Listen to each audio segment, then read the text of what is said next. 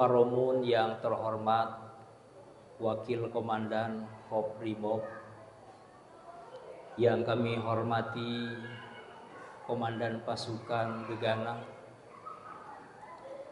yang kami hormati guru kita Bapak Kiai Haji Masrur. Di dalam hadis Rasulullah Shallallahu Alaihi Wasallam beliau bersabda, "Idza ra'aitumur rajula ya'tadu masajida fashhadu lahu bil iman."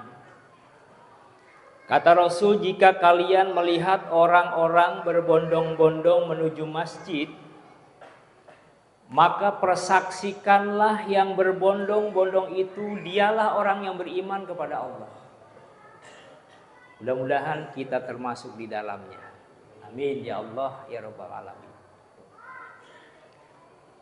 Terlebih-lebih kita hadir saat ini di bulan mulia Ramadan, di mana bulan yang barokah, bulan di mana Allah Subhanahu wa Ta'ala tengah turunkan rahmatnya, di mana bulan yang kita jalan ini hakikatnya tengah menggugurkan salah dan dosa kita, di mana orang-orang yang berpuasa doanya semua dikabul oleh Allah Subhanahu wa Ta'ala. Kita ada di dalamnya, insya Allah kita ikut barokah. Amin ya Rabbal Alamin. Untuk itu,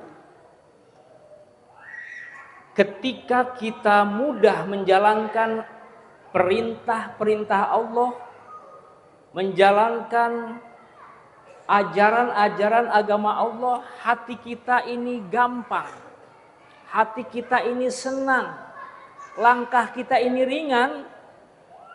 Kata Allah, orang-orang yang seperti itu dia telah mendapatkan hidayah Allah Subhanahu wa Ta'ala. Mari kita lihat di dalam Al-Quran surat Al-An'am 125,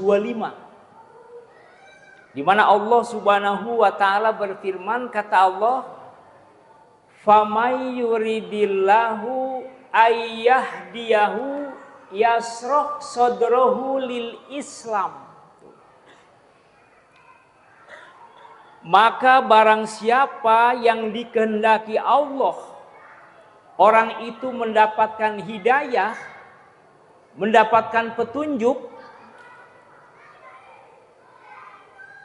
dia merasakan menjalankan perintah-perintah agama Islam ini terasa gampang, terasa mudah.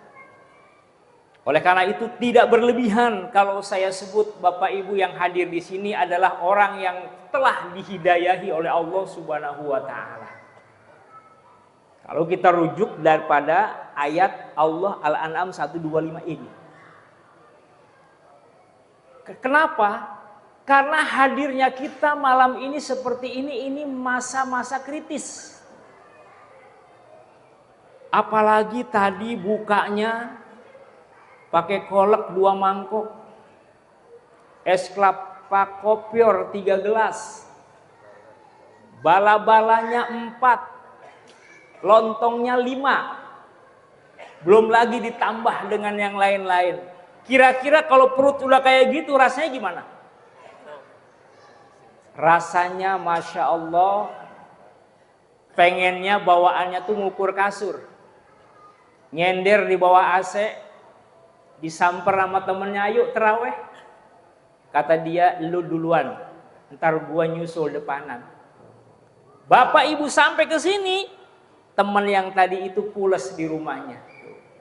Oleh karena itu kalau kita rujuk ayat tadi Al-An'am 125, Bapak Ibu kita semua orang yang sudah dihidayahi Allah Subhanahu wa Ta'ala. Dalam situasi yang seperti ini, kondisi habis buka, kok rasanya gampang melangkahkan kaki ke masjid? Kok rasanya gampang, sabar, ngikuti imam membaca ayat-ayat yang begitu merdu tadi? Kok rasanya nikmat mengikuti tarawih 8 rakaat, kok terasa cepet rasanya tuh. Kalau kita sudah punya perasaan seperti itu, kata ayat tadi, kita mendapatkan hidayah Allah Subhanahu wa Ta'ala. Kok bersedekah kok kayaknya ringan tangan ini.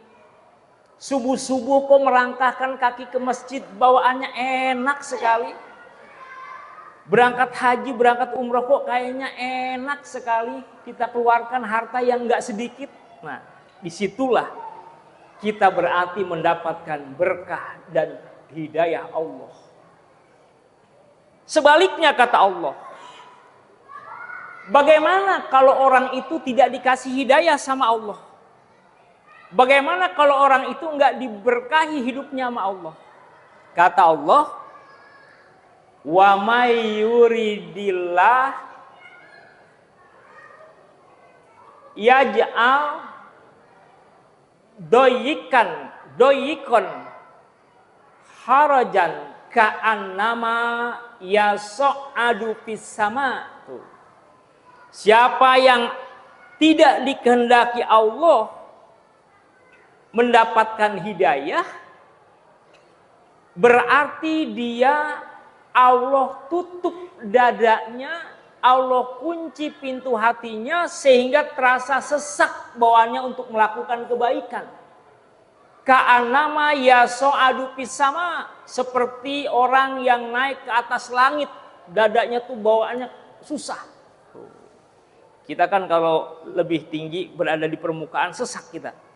Itu kata Allah, orang yang nggak dikasih Allah hidayah terasa sesak dadanya, rasanya berat melakukan kebaikan-kebaikan.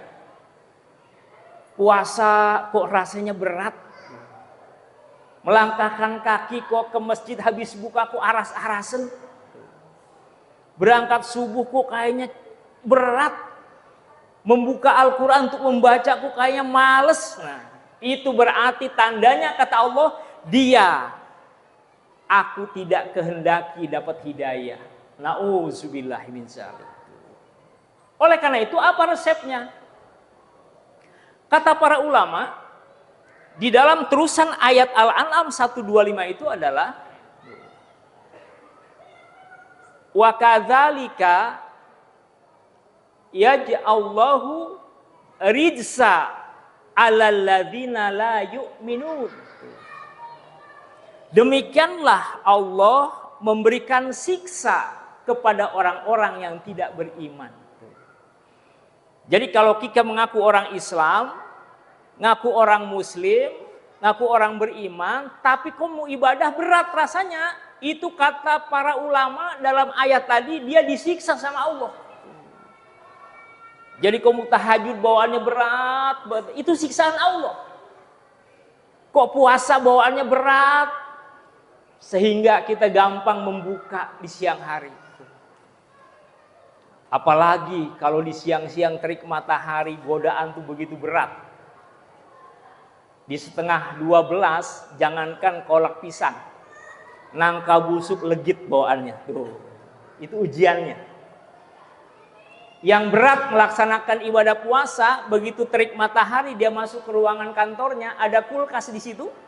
Dia buka kulkas, di situ ada es jeruk yang di botolnya sudah berkeringat. Dipandangin terus sama dia. Akhirnya karena imannya lemah, diminum juga itu. Itu berarti dia dalam siksaan Allah, kata para ulama. Masya Allah. Mudah-mudahan kita tidak termasuk orang yang demikian. Amin ya Allah ya Rabbal Alamin. Untuk itu mari sama-sama kita raih hidayah Allah untuk melawan rasa malas itu. Jadi kata para ulama, bagaimana caranya agar kita tidak dalam siksaan Allah? Rasa malas itu lawan. Mau berangkat tarawih kok rasanya berat, lawan. Mau tahajud kok bawaannya berat, lawan. Mau tadarus juga kok berat, lawan, kata para ulama. Itulah agar kita tidak dalam siksaan Allah. Mudah-mudahan dengan mengkaji ayat Al-Quran 125 Al-An'am ini, mudah-mudahan kita mendapatkan hidayah Allah Subhanahu wa ta'ala. Hadirin wal hadirat, jamaah sholat isya dan tarawih yang dirahmati dan dimuliakan Allah Subhanahu wa ta'ala. Kalau kita tahu bahwa Ramadan ini mulia, Ramadan ini penuh keberkahan, pahalanya istimewa. Apa kata Rasul? Lau ta'lamu ummati ma fi ramadana latamannau antakuna sanatu kuluha Ramadan. Andaikan umatku tahu tentang istimewanya bulan Ramadan, pasti umatku menginginkan tahun yang ada bulannya di sini atau bulan yang ada di tahun ini semua jadi Ramadan. Ini menandakan bahwa betapa istimewanya bulan Ramadan di mata Allah Subhanahu wa ta'ala. Apa sih yang membuat istimewanya Ramadan? Kata Rasul, li'annal hasanata fihi mujtami'atun. Karena kebaikan di dalam bulan ini terkumpul jadi satu. Kita berbuat baik, perbuatan itu sifatnya hukumnya sunnah, di bulan Ramadan dipalahi menjadi pahala wajib. Kita mengerjakan amalan yang sifatnya wajib, ini menjadi amalan yang wallahu yudhaifu liman yasha, akan dilipat gandakan nilai pahalanya di mata Allah. Oleh karena itu nggak heran di dalam salah satu hadis dijelaskan oleh Rasul, naumu shaimi ibadatun. Jangankan ibadahnya orang yang berpuasa Ramadan, tidurnya saja dinilai ibadah kepada Allah Subhanahu wa ta'ala. Tapi tidur yang bagaimana dulu? Bukan tidur habis sahur, bangun-bangun pas beduk maghrib, bukan itu maksudnya. Tidur ibadah di sini kata para ulama ada tidur karena kelelahan ibadah. Matanya lelah, badannya capek karena habis baca Al-Quran, tiba-tiba ngelenyap. Ngelenyap, itulah yang disebut ibadah tidurnya. Yang namanya ngelenyap paling 10, paling lama 15 menit. Nggak ada ngelenyap 2 jam. Itulah yang disebut naumus shaimi ibadatun. Tidurnya orang yang berpuasa adalah ibadah. Ini ciri keistimewaan Ramadan. Yang pertama adalah kebaikan kumpul jadi satu. Yang kedua, wazunuba magfuratun. Dosa-dosa kita yang kita kerjakan sebelum kita puasa kemarin, kesalahan-kesalahan yang kita kerjakan sebelum puasa kemarin, ketika sekarang kita puasa selama 1 bulan, hakikatnya puasa kita ini menggugurkan salah dan dosa kita. Inilah keistimewaan kedua dari ibadah Ramadan. Oleh karena itu kalau siang-siang lapar, haus, tahan. Karena itu proses pengampunan dosa. Rasulullah tegaskan dalam hadis yang lain, kata Rasul, as-shalawatul khamsu, al-jum'ah ilal jum'ah, ar-ramadan ila ramadan, mukafaratun ma bainahunna. Salat 5 waktu, salat Jumat 1 ke Jumat yang lain, puasa Ramadan 1 ke Ramadan yang lain, itu hakikatnya pengampunan dosa-dosa kita di hadapan Allah.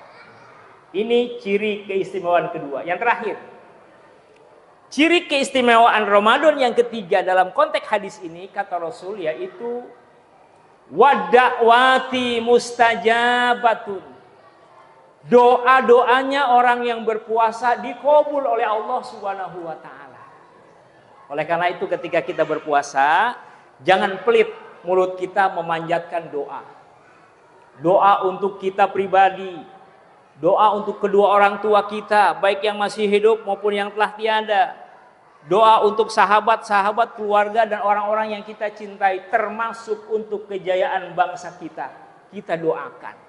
Karena doa orang yang berpuasa dikabulkan Allah Subhanahu wa ta'ala. Inilah 3 keistimewaan bulan Ramadan.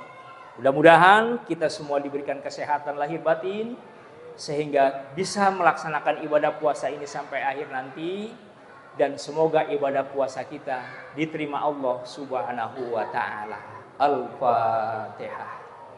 Auzubillahi minasyaitonirrajim. Bismillahirrahmanirrahim. Alhamdulillahil alamin arrahmanir rahim maliki yaumiddin. Iyyaka na'budu wa iyyaka nasta'in ihdinas siratal mustaqim. Siratal ladzina an'amta 'alaihim ghairil maghdubi 'alaihim waladdallin. Amin. Kurang lebihnya mohon maaf. Assalamualaikum warahmatullahi wabarakatuh.